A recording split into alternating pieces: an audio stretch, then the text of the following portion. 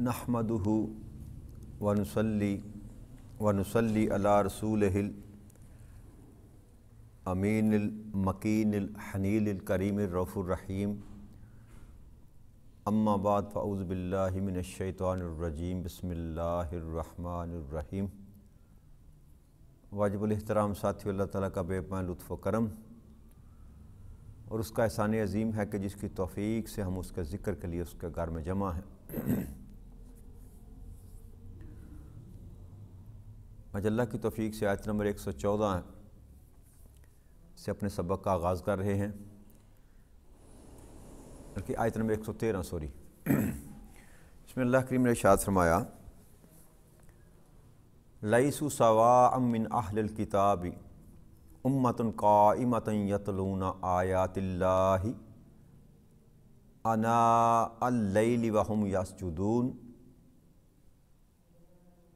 कि ये सब बराबर नहीं हैं। अहले किताब में से कुछ लोग हक़ पर कायम हैं और वो रात की सातों में अल्लाह की आयात की तलावत करते हैं और सर बसजूद रहते हैं। तो पिछली आयात में जो ज़िक्र किया जा रहा था वो यहूद व नसारा का किया जा रहा था, और यहूदियों में से जो इस्लाम कबूल करके मुसलमान हो चुके थे उनके मुतल्लिक़ अल्लाह की बात फरमा रहे थे कि ये यहूदी तुमको सतवाए सताने के तुम्हारा कुछ बिगाड़ नहीं सकते। जब भी कभी ये तुम्हारे मद्दे मुकाबल जंग के लिए आए तो पीठ फेर कर ये भाग जाएंगे। तो ये भी एक ताना दिया करते थे। हज़रत अब्दुल्ला बिन सलाम, सोलबा बिन साद, असईद बिन साना, असद बिन अबैद, कुछ और इस तरह बड़े बड़े उलमाए कराम जो थे ना यहूदियों के, वो सारे मुसलमान हो गए। तो यहूदियों के जो बाकी उलमाए कराम थे वो ये कहने लगे कि हम में से जो बुरे लोग थे ना, उनके सिवा किसी और ने ईमान नहीं लेकर आए। बस वो चंद बुरे लोग थे जो ईमान लाए। अगर ये हमारे लोग अच्छे होते ये तो ये कभी अपने आओ जदाद का दीन ना छोड़ते। तो इन्होंने अपना दीन बदल कर, अपने दीन को छोड़कर दूसरा दीन इख्तियार करके ख़यानत की। उसका जवाब रब्बे करीम ने दिया कि लैसु सवाअम मिन अहलिल किताबी, कि अहले किताब में सारे ही लोग बराबर नहीं हैं, ये सब बराबर नहीं हैं। इनमें से कुछ हक़ पर कायम हैं, जिनको यहूदी कह रहे हैं कि ये अपना दीन छोड़कर इन्होंने ख़यानत की। अल्लाह करीम उनको सनद अता फरमा रहा है कि हकीकत में ये हक़ पर हैं। और वो ऐसे लोग हैं जो रात की सातों में अल्लाह की आयात की तलावत करते हैं और अपने सर को अल्लाह के सामने झुकाए रखते हैं। तो अल्लाह करीम ने उन असहाब की जो यहूद से इस्लाम में दाखिल हुए थे सनद अता फरमा दी कि तुम इनकी बातों पर, इनके तानों पर कान ना धरो। मैं तुम्हें सनद अता कर रहा हूं कि तुम हक़ पर हो, तुम हक़ पर हो। युमिनून बिल्लाहि वल यौमिल आखिरी व यअमुरून बिल मारूफी व यनहौना अनिल मुनकरी व युसारिऊन फिल खैरात व उलाइका मिनस सालिहीन।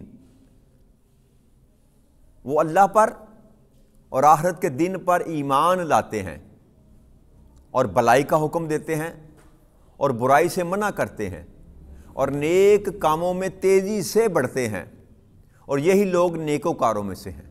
अब अल्लाह करीम ने यहाँ पर दोबारा वही मजमून जो पिछली हमने नशिस्त में की थी, जो बेहतर लोगों का अल्लाह करीम ने जिक्र फरमाया था कि बेहतर वो लोग हैं जो भलाई की तरफ बुलाते हैं और बुराई की से रोकते हैं। तो यहाँ भी अल्लाह करीम ने उन ईमान वालों की शान बयान करके साथ ही ये कहा कि ये वो लोग हैं जो अल्लाह पर ईमान लाए, अल्लाह की ज़ात पर भी ईमान रखते हैं, और वो जो आखिरत में मुलाकात होनी है रब्बे करीम के साथ उस पर भी ईमान रखते हैं। और फिर ये कि ये भलाई का हुक्म देते हैं, भलाई का हुक्म, अमर बिल मारूफ, भलाई का हुक्म देते हैं। और दूसरा ये फरमाया मारूफ मार्फत से, याद रखिएगा, मारूफ मार्फत कहते हैं जान पहचान को, इसी से उर्फ है, इसी से आरफ है, आरफ कहते हैं जानने वाले को। پہچان رکھنے والے کو، جو جانتا پہچانتا اس کو کہتے ہیں، اس کو یہ عارف ہے، یہ معرفت رکھتا ہے، اسی سے معروف ہے کہ ایسے جس سے شریعت کی پہچان ہو، وہ معاملات دین کے وہ معاملات جن سے شریعت کی پہچان ہو، اس کو خیر کا معاملہ کہتے ہیں۔ وہ سارے اعمال خیر کے اعمال ہیں جو شریعت نے حکم دیے، جس سے پتہ چلتا ہے کہ یہ دیندار آدمی ہے، یہ دین والا ہے، نماز ہے، روزہ ہے، حج ہے، زکوٰۃ اور جس طرح کے اعمال ہیں، جتنے بھی نیک اعمال ہوں گے، جو بندہ نیک اعمال کرے گا، صالح ہوگا، وہ لوگ کہیں گے کہ یہ دیندار ہے، یہ ایمان والا ہے۔ تو معروف کا مطلب ہے کہ جو جس سے جان پہچان شریعت کی ہو، ایسے عوامل، ایسے کام جس سے یہ پہچان ہو کہ یہ دیندار ہے، اس کو امر بالمعروف کہتے ہیں۔ امر کہتے ہیں حکم کو، امر کہتے ہیں حکم کو۔ امر بالمعروف کا مطلب ہے کہ بلائی کا حکم دینا، بلائی کا حکم دینا یا بلائی کی طرف بلانا۔ تو ایک منصب جو ہے یہ مسلمان کا ہے کہ ہو ایمان والا تو یہ ممکن نہیں ہے کہ وہ بلائی کا حکم نہ دے، بلائی کا حکم نہ دے۔ اور دوسرا اللہ نے فرمایا وَيَنْحَوْنَ عَنِ الْمُنْكَرِ، اور پھر یہ ہے کہ وہ روکتے ہیں کس سے؟ برائی سے، منکرات سے۔ منکرات سے، منکر کا مطلب ہوتا ہے انکار کرنا۔ ہر خیر کے کام سے جو انکار کرتا ہے اس کو کہتے ہیں منکر ہو گیا، یہ اللہ کے احکامات کا منکر ہو گیا۔ تو منکرات برائی کو کہتے ہیں، برائی کو بھی کہا جاتا ہے۔ اچھائی کو معروف کہتے ہیں اور برائی کو منکرات کہتے ہیں۔ تو خیر کی طرف بلانا اور برائی سے روکنا یہ ایمان والوں کی شان ہے، ایمان والوں کی شان بھی ہے، ایمان والوں کی پہچان بھی ہے، اور ایمان والوں پر واجب بھی ہے، یہ فرض کا درجہ رکھتی ہے۔ ممکن نہیں ہے کہ صاحب ایمان ہو اور بلائی کی طرف لوگوں کو نہ بلائے، کیونکہ میں نے آپ سے عرض کی تھی کہ ہر مسلمان جو پیدا ہوتا ہے وہ پیدائش کے وقت سے ہی مبلغ بھی ہوتا ہے، مجاہد بھی ہوتا ہے، اس کو سند نہیں لینی پڑتی۔ بھئی ایک خاص ہے فن جو ہے تعلیم و تربیت کا، جو علماء کرام کا فن ہے، وہ تو سیکھ کر کریں گے نا۔ نماز کی دعوت دینے کے لیے کہیں سیکھنے کی ضرورت ہے؟ نیکی کی دعوت دینے کے لیے، اللہ کے کام کی طرف بلانے کے لیے، اس میں تو کسی سند کی ضرورت ہے؟ ہر خیر کے کام کی طرف آپ جب کسی کو دعوت دیں گے تو اس کے لیے آپ کو کسی کالج، یونیورسٹی، شریعہ کالج سے پڑھا ہونا ضروری نہیں ہے۔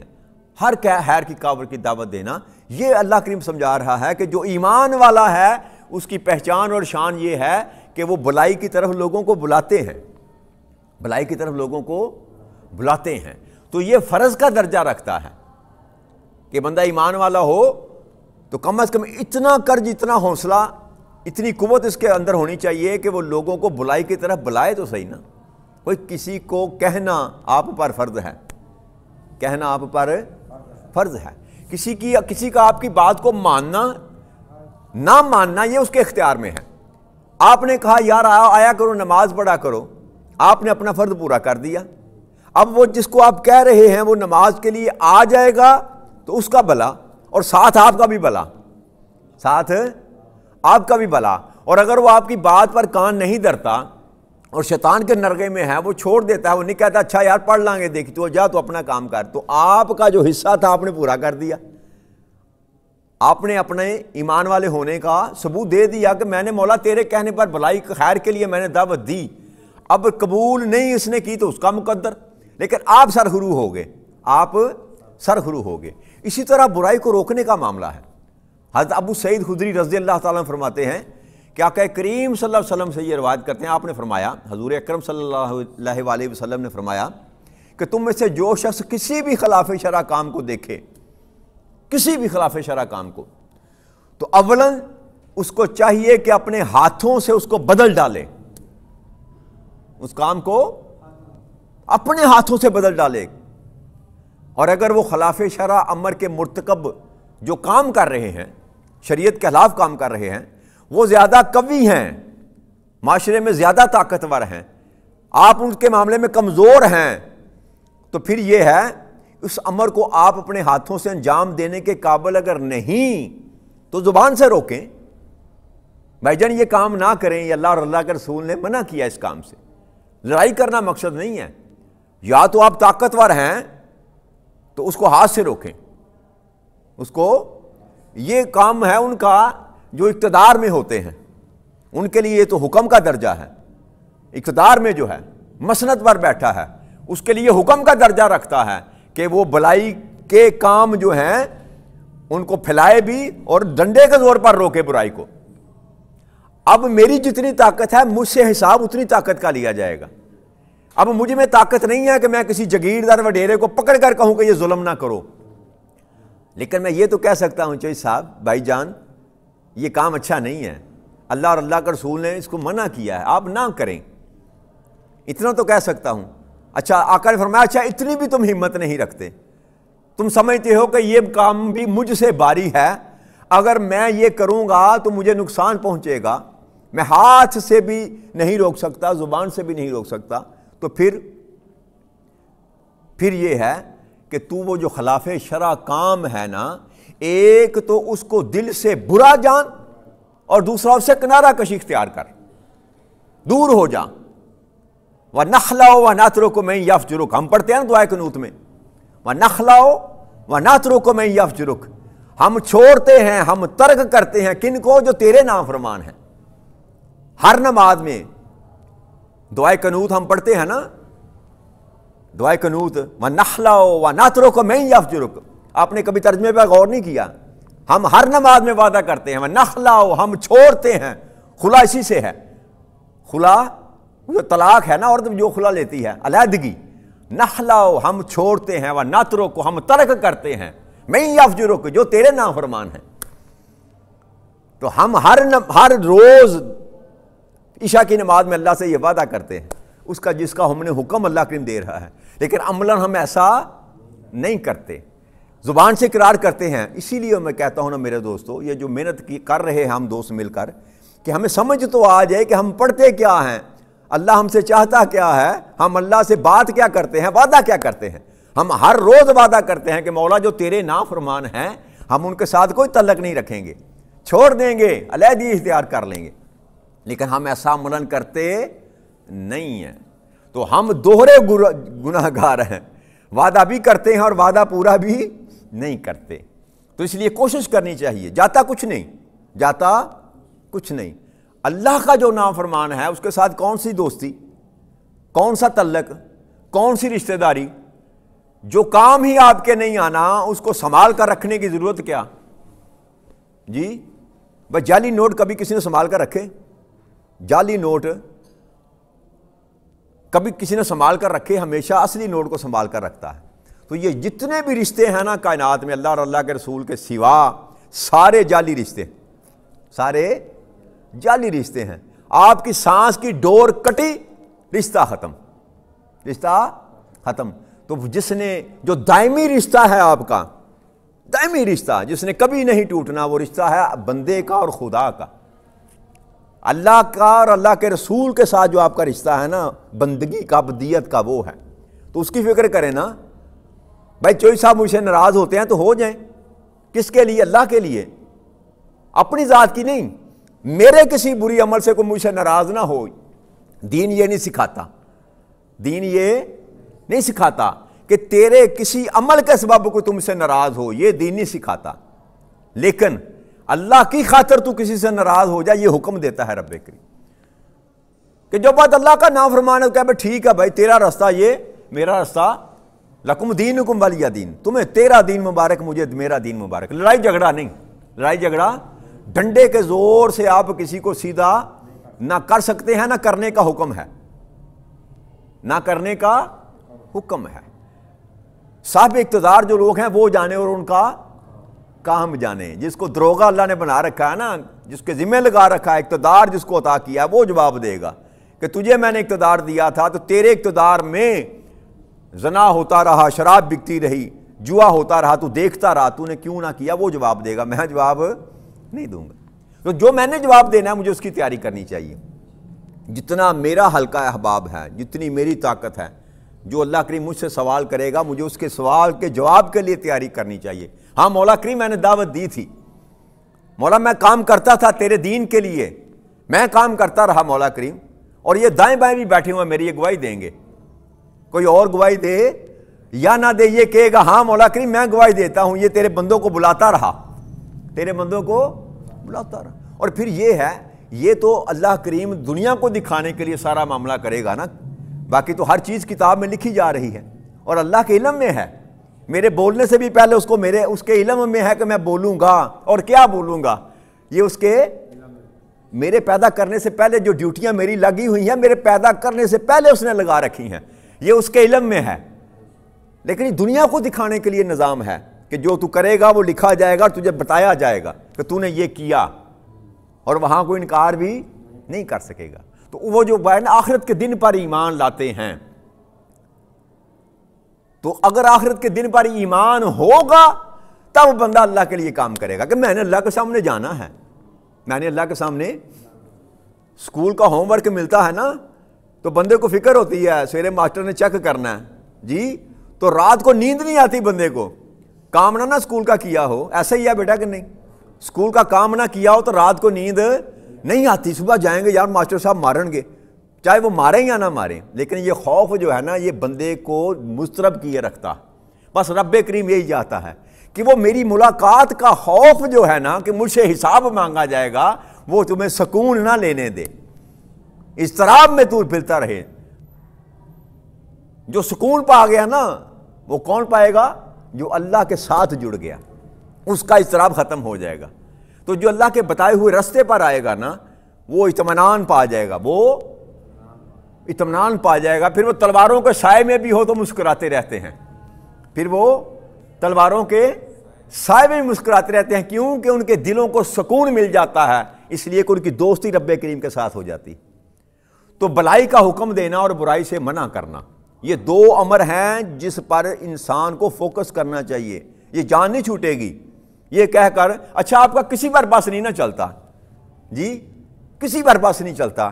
اپنی بیوی پر تو چلتا ہے جی, اپنے بھائی پر تو چلتا ہے, اپنے بیٹے پر تو چلتا ہے.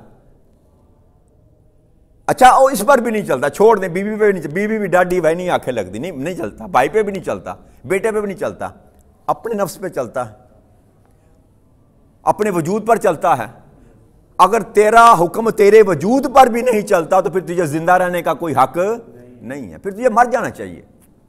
کیونکہ تو جتنے لمحے گزار رہا ہے اللہ کی نافرمانی میں اپنے آپ کو دوزخ کے ایندھن کے لیے تیار کر رہا, تو یہ جان چھوٹنے والی نہیں ہے. اب تیرا نفس جب تمہیں شیطانی قوت کے لیے مرج کرے گا, بولے گا کہ یہ کام کر, یہ کام کر, تو اس کو حکم دے نا خبردار یہ برا کام ہے, یہ نہیں کرنا جی.